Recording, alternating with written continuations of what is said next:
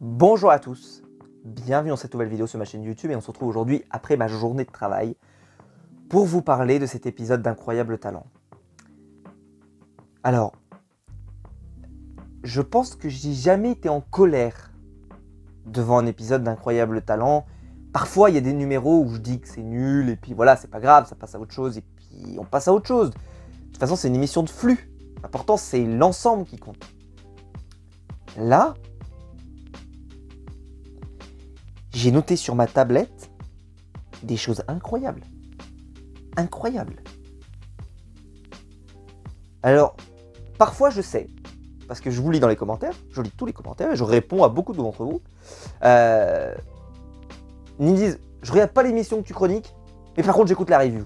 Probablement d'ailleurs que ça doit être passionnant de m'écouter. Alors là, si vous n'avez pas vu l'émission, je vais vous faire rêver. Je vais vous faire rêver. Vous n'allez pas me croire.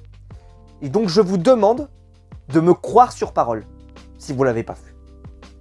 Et si jamais vous ne me croyez pas, allez vérifier par vous-même. Allez vérifier par vous-même. Ça va être de pire en pire. Je vous préviens. Il y a eu un Golden Buzz. Même le Golden Buzz, c'est le meilleur truc du Prime, évidemment. Mais c'est pas non plus la claque dans ta gueule. Hein. On en est loin. Bref. On va essayer d'être calme. Mais je vous promets pas de garder mon calme sur la fin. Parce que, franchement, j'en ai eu marre. Accrochez-vous. Je vais pas sortir mon totem du sel parce que, sans déconner, je pense que je vais leur arracher la tête. M6, c'est plus possible. Faites pas 5 Prime si vous n'êtes pas capable d'en faire 5. Vous en faites que 4. Mais enlevez des numéros qui sont nuls. Il y a trop de numéros mauvais. Et on peut pas laisser passer des numéros pareils. Putain, il y a des trucs qui ont eu des oui, mais bordel. Dans quel univers? Putain. Allez, on reste calme. Putain, ça va être dur. Oh putain, ça va être dur.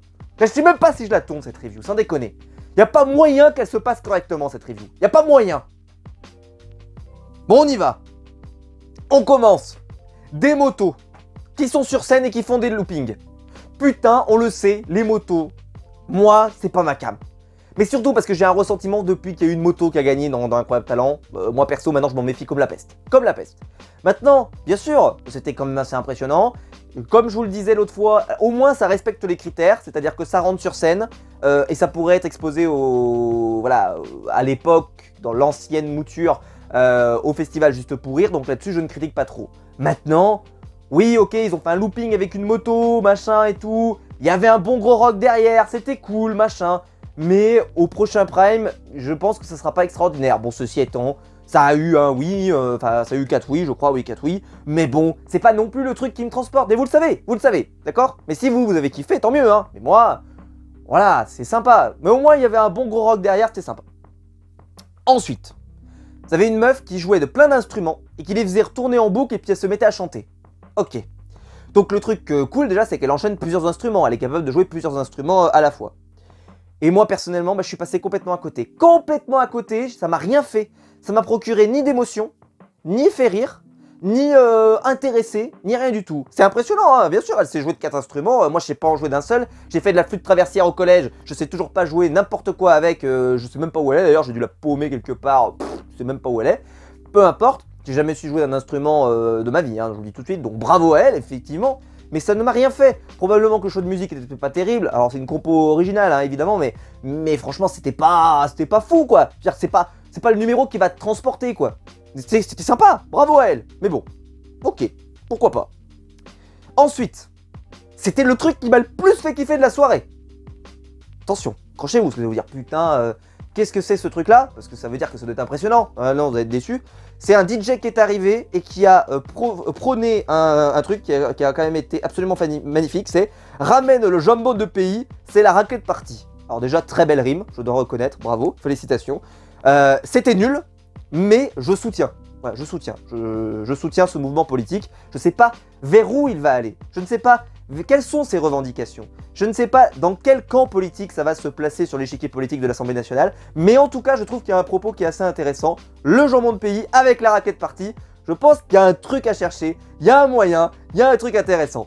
C'était nul, mais au moins je me suis barré. Parce que le reste, c'était nul. Mais bah, c'était pas intéressant. Parce que là, les deux premiers, j'ai rien à dire. Hein. C'était... Je suis resté là, l'œil vitreux.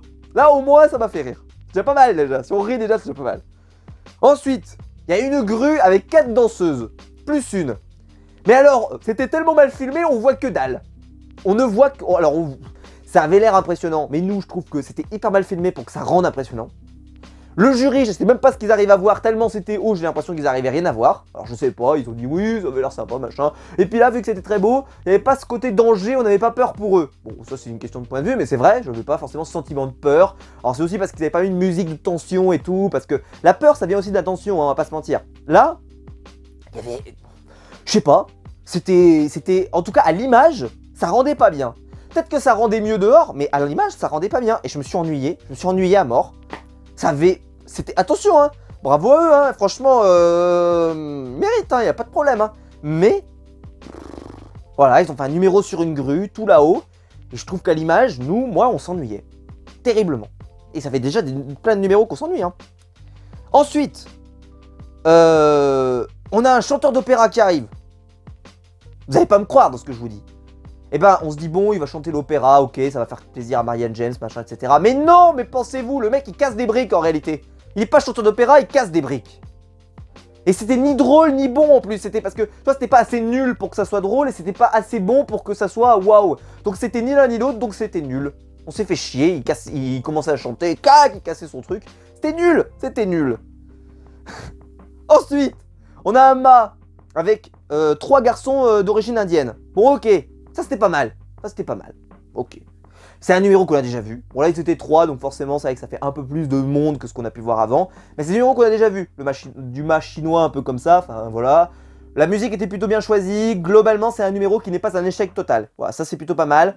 C'est pas un numéro extraordinaire, je trouve qu'en plus, je sais pas, c'est peut-être parce que j'en ai vu beaucoup, donc forcément je trouve que les choses qu'on a vues étaient des choses qu'on avait relativement vues souvent.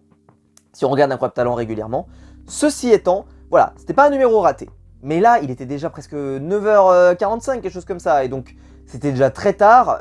Moi, personnellement, il m'avait déjà plus ou moins perdu. Mais bon, j'ai recommencé à prendre espoir. J'ai marqué, c'était pas mal. J'ai marqué, c'était solide. Voilà, c'était solide. Donc, ça mérite la semaine prochaine de passer à la phase suivante sans aucun problème.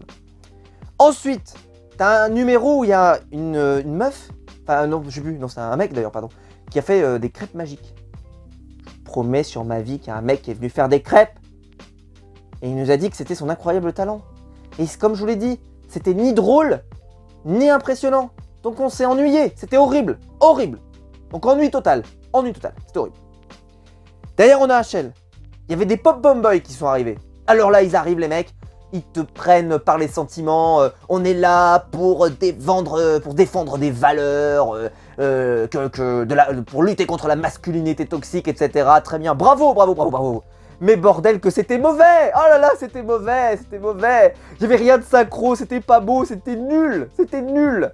Alors ils nous ont fait tout un pitch pour arriver à ce résultat. Oh là là là, c'était horrible, c'est horrible. Bravo à eux, hein. Franchement, moi que les mecs soient Pom Boy Boy, aucun problème. Mais c'était mauvais, c'était mauvais. Et alors au début je me suis dit, ah peut-être qu'ils vont les faire passer parce que voilà, il y a un peu le thème engagé derrière. Heureusement, le jury avait quand même un peu de lucidité et ils ont quand même dit, bon, c'était quand même pas terrible. Et à un moment donné, c'était pas terrible. Et bah c'était pas terrible. C'était voilà, c'était une catastrophe. Ensuite, on a une chanteuse handicapée qui est arrivée. Alors, elle est handicapée. Elle nous révèle que donc elle est chanteuse professionnelle. Incroyable. Et elle commence à chanter avec une voix cassée, mais alors bien cassée, vraiment cassée la voix, genre voilà. Mais elle chantait pas mal. Mais elle chantait pas exceptionnellement bien. C'est-à-dire que c'est ni incroyable, ni nul. Donc, je reviens sur mon cas de ce que je vous ai expliqué depuis le début du Prime. C'est-à-dire que si c'est pas exceptionnel et si c'est pas nul, eh ben on s'ennuie. Et ça, c'est le cas de tous les numéros d'Incroyable Talent. C'est qu'il faut que ça soit exceptionnel, soit très nul pour qu'on se marre. Mais le reste, si jamais c'est dans un entre-deux un peu moyen, on passe à côté. Et là, c'était le cas. Alors ouais, ok, elle est handicapée. Déjà un truc, si elle n'était pas handicapée, ce truc-là, il se fait buzzer. Je le dis clair et net, moi je suis honnête à 100%, ce truc-là, il se fait buzzer. Et alors, Marianne James, Elle a pris des pincettes pour pas dire que c'était pas... Elle lui a demandé si, à cause de son accident, elle avait eu des problèmes aux cordes vocales. Elle lui a répondu oui. Donc elle dit, bon, c'est encore plus impressionnant en sachant ce qui vous est arrivé. C'est vrai, bien sûr que c'est vrai, évidemment. Évidemment, moi je ne sais pas chanter en plus, donc tu vois, je vais pas me permettre de dire machin et tout, ok. Mais tout de même, tu te présentes pas à incroyable talent si t'as pas un incroyable talent. Et en plus, le chant, tu peux miser que sur ta voix. Et le fait qu'elle soit en fauteuil roulant, c'est triste à dire. Je sais que c'est triste à dire. Et je sais que c'est sévère si je le dis comme ça. Mais c'est pas... Ça ne sublime pas sa performance. C'est du chant, quoi. Et malheureusement, elle pouvait pas la sublimer plus que ça. Et donc j'ai trouvé que c'était hyper décevant, personnellement. Et donc j'ai été ni transporté, ni... je me suis pas marré, mais c'était pas le but de ce genre de numéro. Et donc j'ai pas accroché. Mais bon. Marianne a quand même dit non. Bon voilà, mais le reste, ils ont tous dit oui. Donc elle passe à la prochaine étape. Voilà. Il n'y a que Marianne qui a dit non. Parce que, elle a dit ça vaut pas 3 oui quand même, parce que, enfin 4 oui pardon, parce que, voilà. Question de talent, c'est quand même un peu en dessous. Je sais pas s'ils vont la sélectionner, enfin je sais pas s'ils prendront tous les numéros qu'on a vus, mais est-ce qu'ils se diront on la prend quand même? Franchement, c'était pas terrible. C'était pas terrible. Derrière, on a un numéro de jonglage. Putain, je me dis ça va être super, parce que franchement, ça démarre. T'as un écran 3D derrière et tout, enfin pas un écran 3D mais un écran derrière. Et le mec, tu vois qu'il a bossé quoi. Et là, je vois que c'est plutôt beau, mais le niveau de jongle, franchement c'était 3 petites jongles comme ça. C'était pas terrible quoi. Et donc ça finit avec un 2-2. Et le public finit par faire passer le numéro. Alors, moi je me dis qu'il en a gardé sous le coude et qu'en réalité, peut-être qu'au prochain numéro, ça sera plus fort. Parce que franchement, là, il faut quand même le dire, je trouve que le numéro était pas extraordinaire, mais le concept est très bon. Donc, on peut se dire que vu que c'est un concept qui marche et qui est fort, ce concept-là, en demi-finale, avec un numéro plus puissant, plus technique, avec plus de difficultés, ça peut être meilleur. Mais là, un peu comme je vous disais tout à l'heure, c'était ni waouh, ni c'est nul, et donc, on n'était pas... Alors ceci étant, c'est peut-être un des numéros que j'ai préféré de la soirée. C'est dire. C'est dire. Ensuite, on a une fille qui est apparue avec une corde, avec un élément au bout là, et qu'elle jetait comme ça là. Alors c'est hyper dur à vous faire comprendre, si jamais vous n'avez pas vu l'émission, vous n'allez pas comprendre. Mais en gros, elle jetait sa corde se tendait, et puis elle revenait avec sa corde. Un peu comme si vous aviez un diabolo, mais pas avec un diabolo. Je sais pas trop si c'est très clair pour vous, mais en tout cas voilà. Qui a trouvé ça sympa? Moi, personnellement, j'ai trouvé que c'était vide d'intérêt, vide de sens. J'ai regardé ça en attendant que ça se termine parce que j'ai trouvé que ça n'avait... c'était pas très artistique. C'est très difficile ce qu'elle réalise, mais globalement, vous avez été transporté par cette affaire. Moi, pas du tout. Donc j'ai marqué, ouais. Et analyse, hein, sur ma tablette, ouais. Voilà, ça, c'est l'analyse au niveau. Derrière, j'enchaîne. Une chorégraphie avec plein de gamins. Bon, ça c'était très dynamique. Bon, il y a les défauts évidemment du fait que voilà, c'est des chorégraphies où il y a plein de jeunes, donc évidemment il peut y avoir quelques petits défauts, mais ça va, c'était pas mal, c'était pas mal. Et bon, à ce moment-là, j'étais déjà tellement désœuvré que j'en pouvais plus. Ensuite, on a Kevin qui arrive et qui fait une danse Be Proud en gros pour être fier, je sais pas quoi et tout. Et ça a 3 oui. Ça a 3 oui. Non mais allez la voir le truc. Allez la voir. Allez voir sa prestation à Kevin. Et puis vous venez me dire que ça a 3 oui. Ça a 3 oui. Putain, quel univers parallèle, ça a 3 oui. Après, t'as les acrobates de Guinée qui arrivent. Les mecs, bon eux, ils ont eu le Golden Buzzer. Donc, Circus Baobab, j'ai noté le nom. C'était le meilleur numéro de la soirée, sans aucune contestation. C'était hyper rythmé. Golden Buzz de Eric Antoine. Mérité. Mérité parce que franchement, c'était le meilleur numéro. Hyper timé. Ça bougeait de partout, les numéros étaient exceptionnels, vraiment, c'était assez incroyable, le bon choix de musique en plus ça aide, ils étaient, je trouve que d'ailleurs assez étonnamment, ils ont 2 filles dans l'ensemble des garçons et je trouve qu'on les voyait très peu, très peu, ce qui fait qu'elles se fondaient vachement dans la masse donc ça faisait hyper collectif, c'est-à-dire que j'ai remarqué qu'il y avait 2 filles, à un moment en fait où je sais plus, il y a eu un moment où je l'ai remarqué, je dis tiens, il n'y a pas que des garçons, parce que sans déconner, c'était tellement, il y a eu tellement l'effet de groupe que je les avais pas vus, c'est pour vous dire. Donc tellement c'était bien synchro et bien fait. Et il y avait tellement cet effet de corps. Et puis c'était spectaculaire, des sauts de partout, des figures assez extraordinaires. Il y a un mec qui a fait un saut, mais sans déconner, il peut sauter au-dessus de mon toit, t'as l'impression de soit d'une maison quoi. Incroyable, enfin bref. Vraiment très bon. Très bon numéro, voilà. Mais il était très tard déjà à ce moment-là. Très tard. Mon Dieu. Ensuite, on a Agathe qui est arrivée pour jouer du saxophone. C'était enfer. C'était l'enfer. Elle a joué du saxophone, il se passe rien, il se passait rien. Rien de rien, de rien, de rien. C'était horrible. Horrible. Après, Karina qui arrive. Une petite Ukrainienne, une jeune.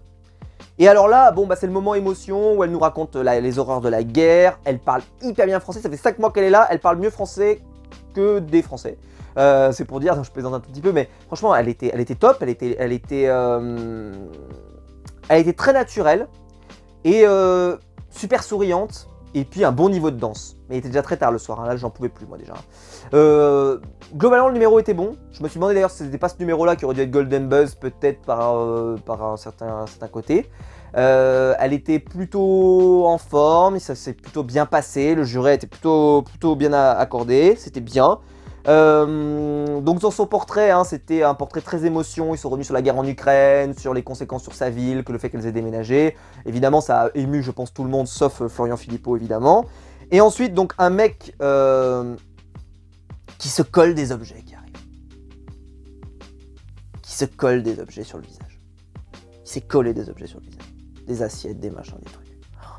Mon Dieu Seigneur, pourquoi ça c'est pas... Déjà, en plus, je trouve qu'ils ont un problème, ce jury. Je l'ai déjà dit l'année dernière, mais ça c'est encore plus criant. J'avais peut-être pas fait la remarque cette année. Bordel, quand il y a des numéros, c'est daubé, arrêtez de les laisser aller jusqu'au bout, quoi. À l'époque, Gilbert Rozon et toute la clique, quand c'était de la merde, ils te vannaient, ils te stoppaient. Et puis en plus, après, ils te déchiraient avec des vannes et tout.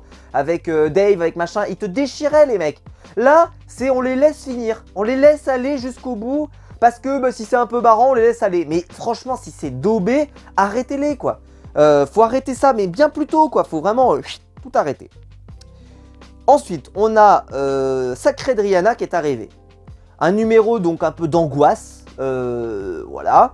C'était un numéro à moitié de magie et sur un thème un peu horrifique. Bon. Donc là, en fait, elle a tout misé sur la mise en scène. Parce que moi, je trouve que le tour, il était pas terrible.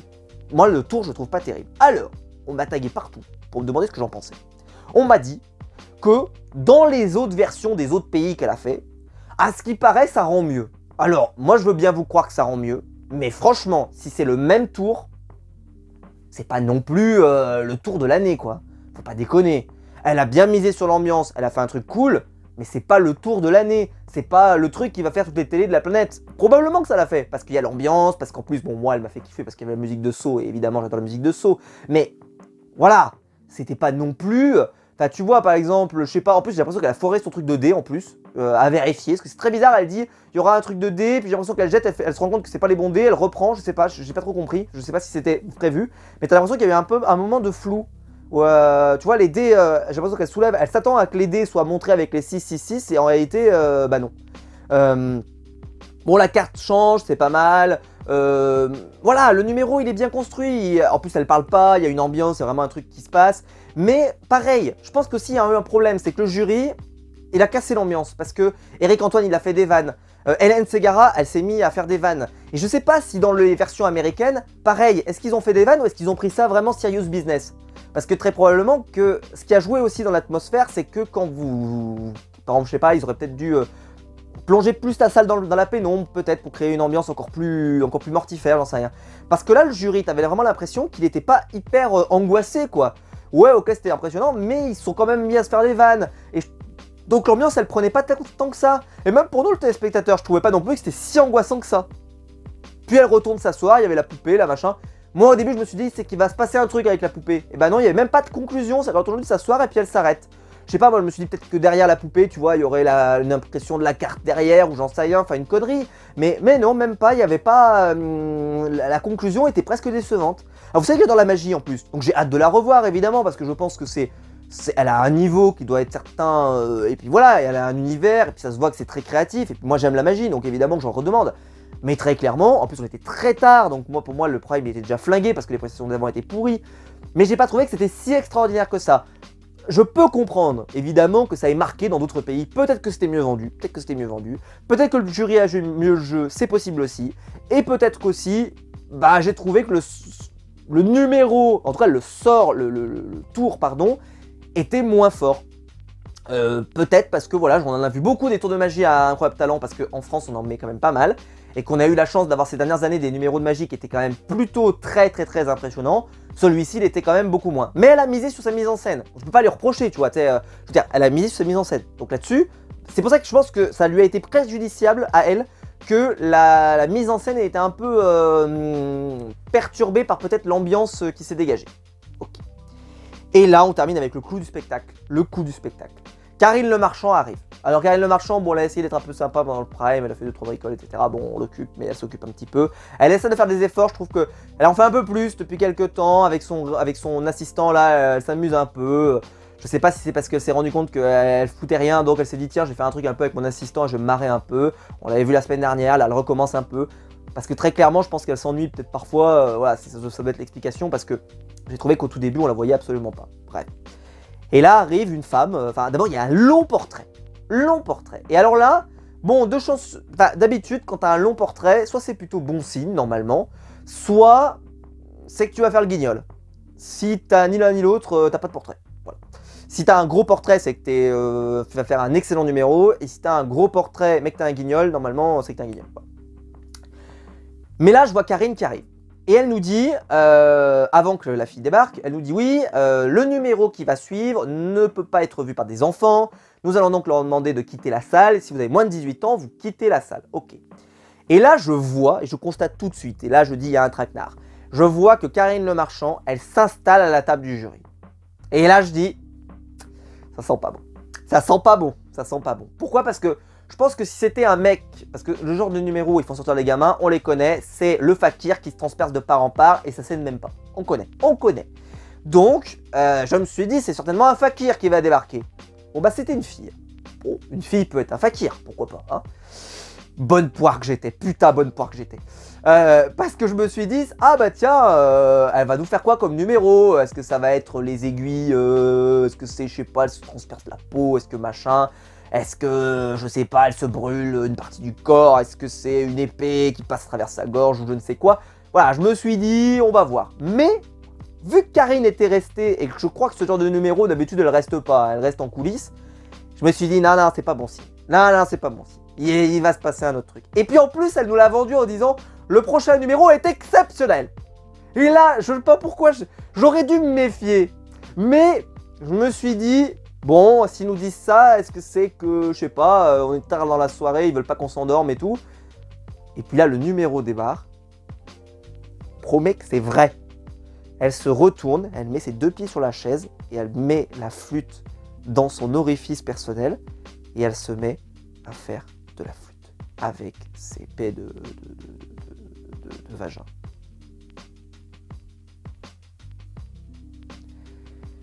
Alors, je vous ai dit en plus il y a 2 semaines ou une semaine, c'est bien parce que cette année j'ai l'impression qu'on n'a pas le japonais qui arrive et qui se fout à poil. Non bah non, on n'a pas eu besoin d'aller jusqu'au Japon, on a amené une européenne. Hein, et, faut arrêter avec ça, hein. Faut arrêter que les gens viennent se foutre à poil sur le truc, à faire n'importe quoi. Il faut arrêter ça, c'est plus possible.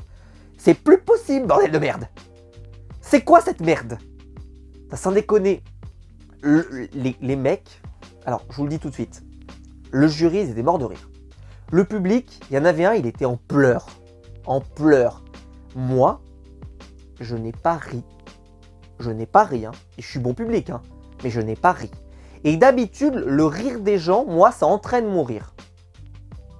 Mais là, alors oui, c'était surprenant.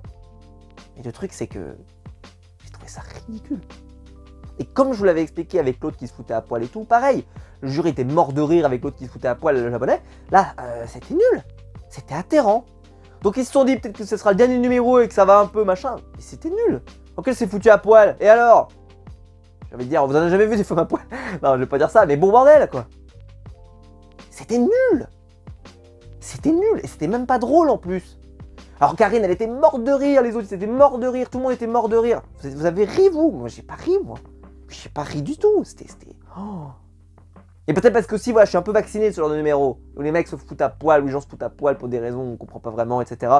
C'est ce genre de numéro, c'est pas ma cave, moi, à la base. Mais là, en plus, ça racontait rien. C'est-à-dire qu'à partir du moment où on comprend ce qu'elle est en train de faire, hop, elle met son truc. Dès la première sonorité, j'ai fait, ah ouais, après, j'étais, putain, je suis descendu. Les autres, plus elle continuait, plus ça les faisait marrer. Elle faisait rien de plus. C'est-à-dire qu'à partir du moment où elle a commencé, bah, les autres, en fait, ils riaient de plus en plus. Mais pourquoi?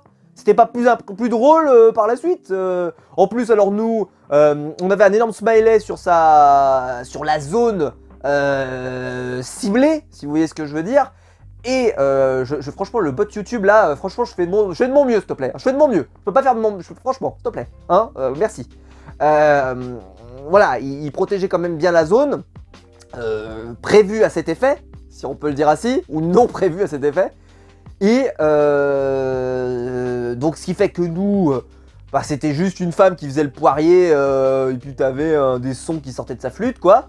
Je dis pas que je voulais voir ça, hein. Non, non, c'est bon, la guerre, tout ça, on a vu assez d'horreur. Et je suis prof d'histoire, donc je sais ce que je dis. Mais là-dessus, je veux dire, non, c'est bon, quoi. C'était pas bien, quoi. Faut arrêter, c'était pas bien. Et je vois, avec stupéfaction, que ça a 2-2, ça. Sans déconner, ça a eu 2-2. Alors heureusement, le public a quand même réussi à mettre rouge. Heureusement, quand même. C'est-à-dire qu'on n'est pas obligé de s'affliger ça en demi-finale. Quand même, merci Seigneur, quand même. Parce que qu'est-ce qu'elle aurait fait la prochaine fois? Elle se serait mis dans le 1-1. D'accord? Bon, faut arrêter les conneries. Je comprends plus ce que je regarde. Et bref, le niveau était extrêmement faible. Extrêmement faible. En gros, de ce soir, qu'est-ce que vous ressortez comme numéro? Il y a le Circus Baobab. Karina l'Ukrainienne. Et puis c'est à peu près tout. C'est ça, hein. Ah, c'est ça, hein. Ouais, c'est tout. C'est tout. 2 heures de prime, quoi. Et encore, tu vois, c'est pas les numéros qui t'ont cloué au fond de ton siège, hein. On en est loin. Alors la semaine dernière, je vous ai conseillé l'épisode et vraiment, je le maintiens. Allez le voir parce qu'il était vraiment super. Et cette semaine, vous vous infligez pas ça, hein. Alors, à part si vous voulez voir la meuf à poil et vous la verrez pas en plus, parce que voilà. Mais voilà. Parce qu'en plus, bon, nous, ils ont fait un effet, mais nous, on voyait rien. Donc évidemment, peut-être que eux, bah, ça les faisait rire parce qu'ils voyaient sur zone, si vous voyez ce que je veux dire. Donc peut-être qu'aussi, ça rajoutait un truc, mais je sais pas. Je veux même pas essayer de comprendre. C'était mauvais. C'était très mauvais. Très, très, très mauvais. Le prime était mauvais. Les numéros étaient mauvais. Et même le jury, je l'ai pas trouvé inspiré. Parce que d'habitude, tu vois, t'as toujours un moment où tu te dis que le jury, ils ont fait une vanne sympa. Tu vois, je vous aurais peut-être ressorti un truc d'Eric Antoine, un machin, un truc. Mais là, il y avait rien non plus. Et Sugar Sammy, il est pas inspiré. Je trouve que ses vannes, elles sont toutes ratées. Eric Antoine, pareil. Pas inspiré, elles ont toutes été ratées. Et puis, bah, Hélène Ségara, elle a pas fait grand-chose. Et Marianne James, bon, bah, globalement, voilà, il s'est pas passé grand-chose non plus. À part, comme je vous dis, la petite interaction avec la fille qui se mettait à chanter, voilà, pour un peu lui parler de ses cordes vocales. Mais le reste, il y avait pas grand-chose. Et globalement, c'était un épisode très faible, mais d'une faiblesse. Et je pense qu'ils se sont dit, on va miser sur le Golden Buzzer et ce numéro à la fin. C'est ça le truc dont tout le monde va parler. Mais bien sûr que tout le monde va en parler, mais tout le monde va en parler pour dire que c'est de la daube. Et on va encore dire en plus, parce que je les vois venir, là je tourne l'émission bien avant, l'émission ne touche pas à mon poste ce soir, mais qu'est-ce qu'ils vont nous dire encore? Machin, ils vont peut-être nous dire, oui, vous vous rendez compte, Incroyable Talent c'est vraiment de la merde, à quel point ils nous mettent même une femme à poil qui est en train de jouer avec son orifice préféré, avec une flûte enchantée. Oui, très bien, magnifique, mais franchement, non, ça c'est pas représentatif non plus de l'ensemble du programme. Et je le dis, mais là, franchement, s'il n'y a pas assez de numéros pour faire 5 primes, eh bien vous en faites que 4. Sans déconner, vous en faites que 4. C'est pas la peine d'en faire 5.